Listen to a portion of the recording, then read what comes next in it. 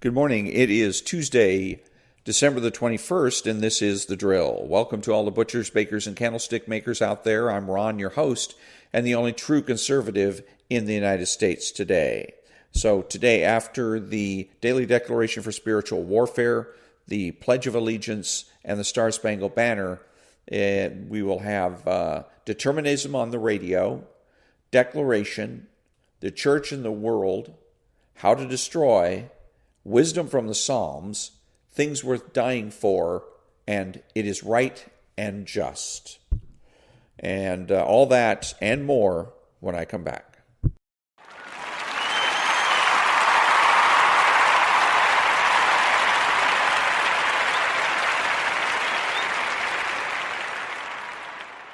Thank you. And now the Daily Declaration for Spiritual Warfare for December 21st. I will deliver you from your enemies. I am the Lord of Zion, and I have been set on the holy hill in power. I rule in the midst of my enemies. Through the greatness of my power, my enemies will submit themselves to me.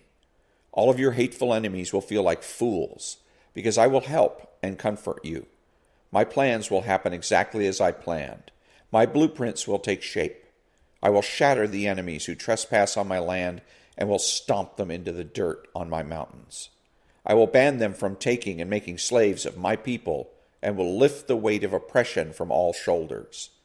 This is my plan, planned for the whole earth, and it is my hand that will do it, reaching into every nation. God of the angel armies has planned it. Who could ever cancel such plans? My hand has reached out. Who could brush it aside? Psalms 66:3, 86:17, Isaiah 14:24 through 27. The Message.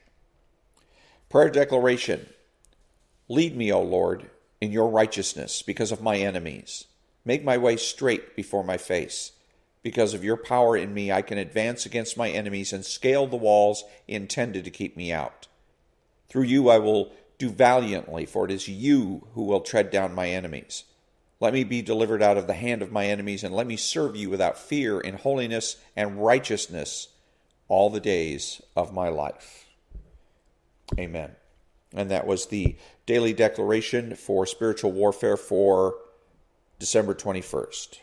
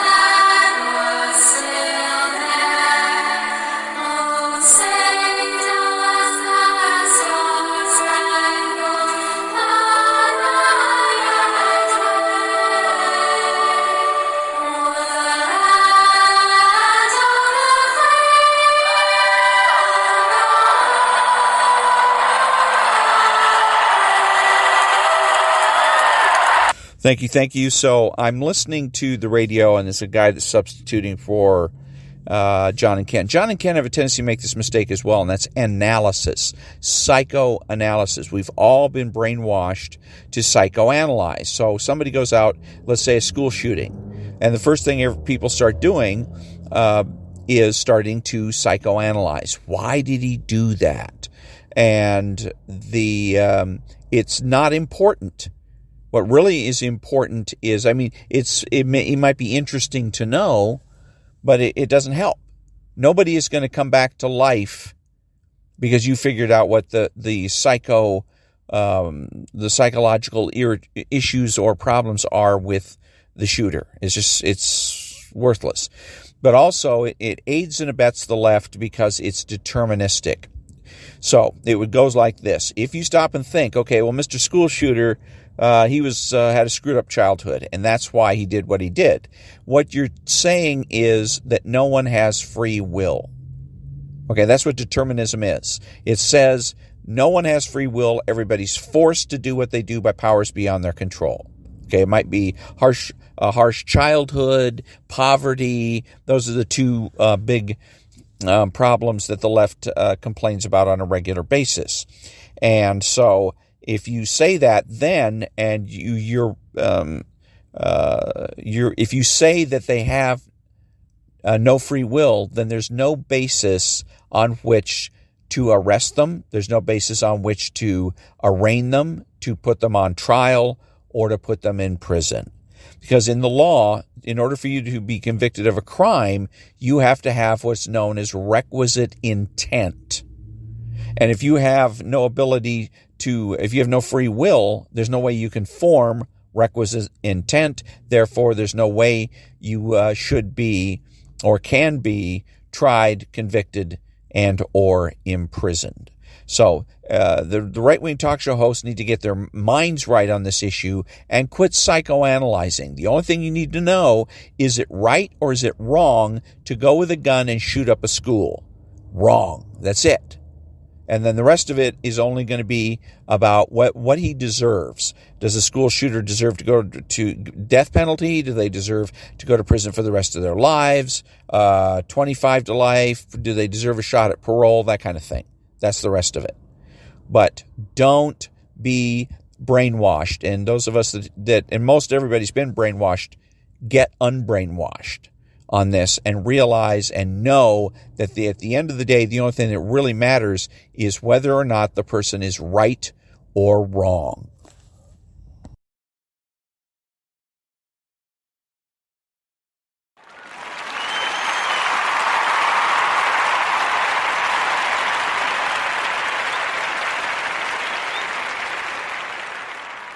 Thank you. And now a voice in the wilderness, Archbishop Carlo Maria Vigano on the Church, America, and the World.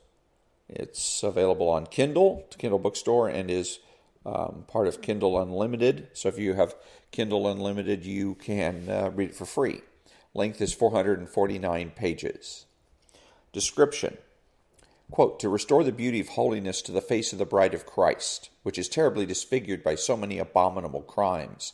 And if we truly want to free the church from the fetid swamp into which she has fallen, we must have the courage to tear down the culture of secrecy and publicly confess the truths we have kept hidden, unquote. These bold words from the pen of an archbishop in exile, part of a bombshell expose published in August 2018 concerning Theodore McCarrick and his circle, catapulted the ecclesiastical diplomat Carlo Maria Vigano to international prominence. In a steady stream of interventions from that time onward, Archbishop Vigano has not only supplied further incriminating details on the current Vatican regime, but has extended his critique to the neo-modernism and worldly accommodation that officially entered the Church through the Second Vatican Council.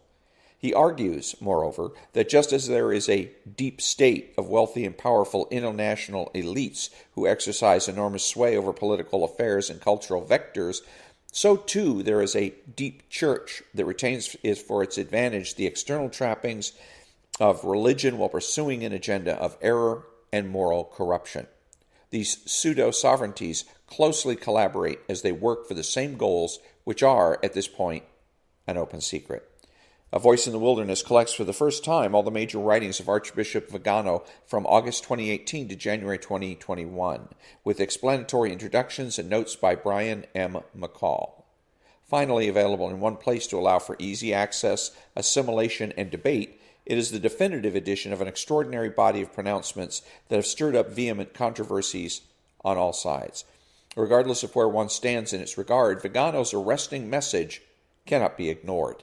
Ultimately, it is one of the conversion to Christ the King, the truth in person who sets us free from the accumulating slaveries of our time.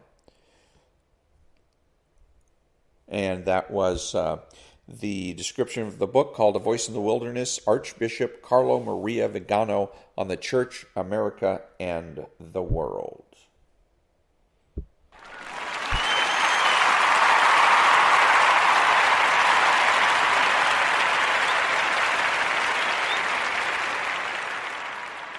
Thank you. And now, let's see what we got here. How to Destroy Western Civilization and Other Ideas from the Cultural Abyss by Peter Kreeft.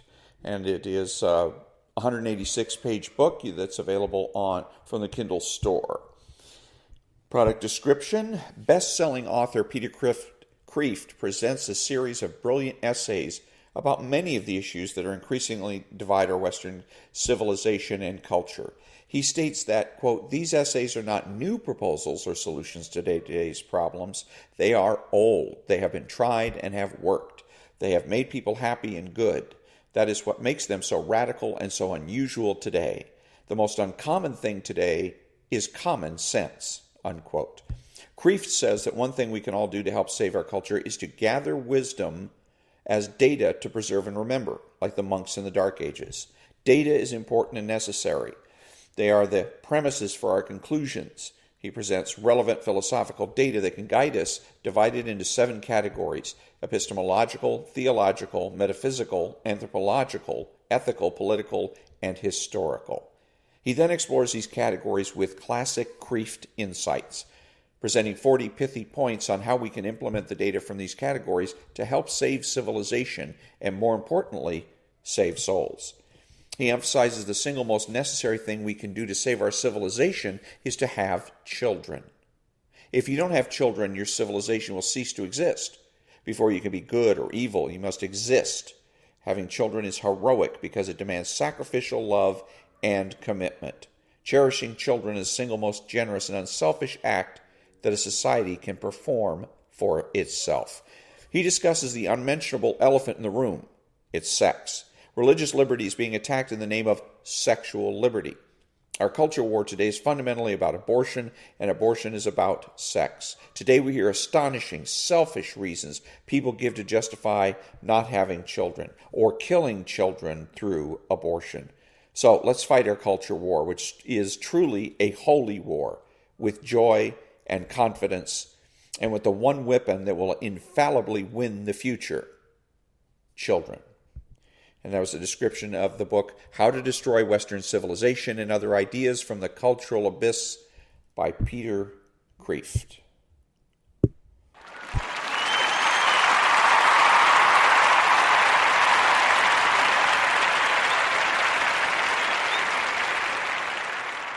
Thank you. And now an excerpt or a review or description from the book, about the book, Wisdom from the Psalms by Peter Kreeft. The Psalms are the most popular, most universally loved and used book in the Bible, which in turn is the most popular book in the world. They are hymns, songs, poems, and prayers, both formal, liturgical, and communal, and informal, spontaneous, personal, and individual. And this gives them many layers of meaning rather than one, unlike theologies and creeds. The Psalms are literally inexhaustible, so a new book of reflections on them is always welcome, especially a book by the beloved, widely read, best-selling author and philosopher Peter Kreeft. In this work, Kreeft shares his personal explorations into the riches of the Psalms, his profound expeditions into this deep ocean of the divinely inspired spiritual water. He focuses on the dozen or so Psalms that are most people's favorites, including Kreeft. Kreeft says that the Psalms are powerful prayers and a spiritual weapon that God himself has given us for our great task of spiritual warfare, which is human life on earth. Quote, what prayers did Jesus and his disciples pray?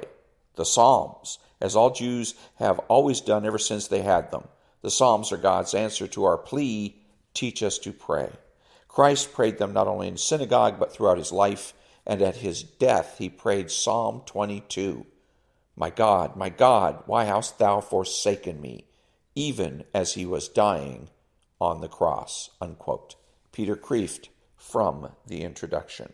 And that was the description of the book Wisdom from the Psalms by Peter Kreeft.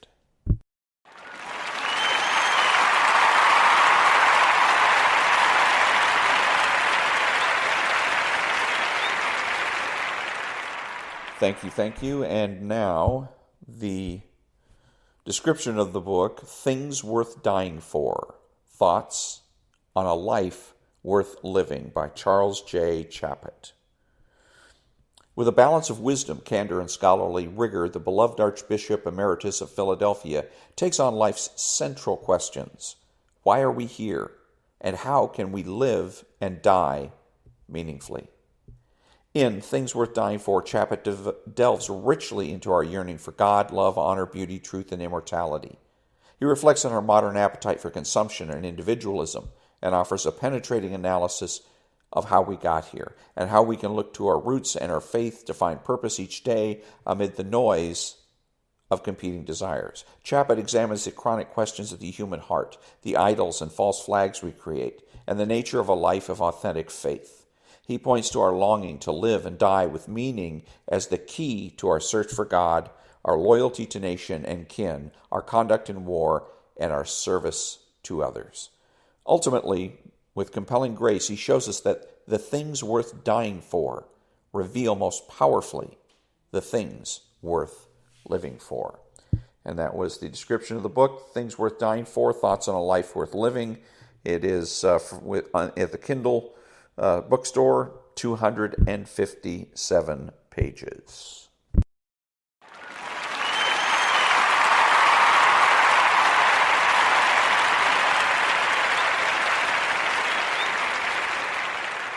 Thank you. Now a description of the book, Kindle book, It Is Right and Just, Why the Future of Civilization Depends on True Religion.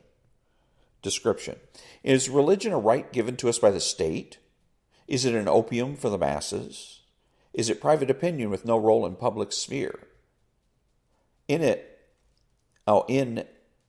Is Right and Just, best-selling authors Scott Hahn and Brandon McGinley challenge our idea of religion and its role in society. Hahn and McGinley argue that to answer questions over religious liberty, justice, and peace, we must first reject the insidious lie perpetrated by secular liberal culture that religion is a private matter. Contrary to what political commentators and activists say, religion is not only relevant to justice and law, but is necessary for civilization to thrive.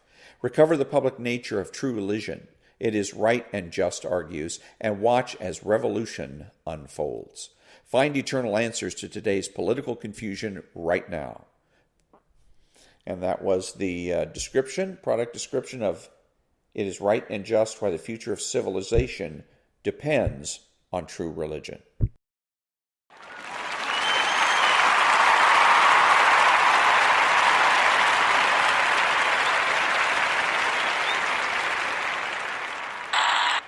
Thank you. And I'm Ron, your host, and saying adios to all the butchers, bakers, and candlestick makers out there. Remember to be honest, be smart, be beautiful, and remember that the left has no authority, no power, and they can't win.